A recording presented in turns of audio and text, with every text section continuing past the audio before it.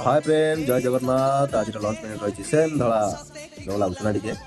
ता सहित रही आम टे पोटल टमाटर कंचा लंका धनिया पत्र रसुण चकटा जीव पागटा बना ता सहित रही भेंडी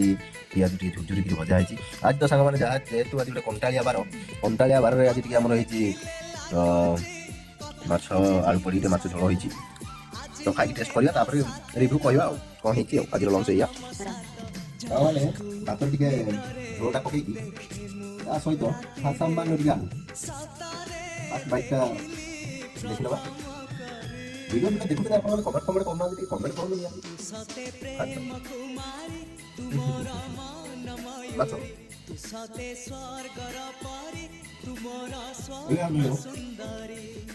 देसी पाक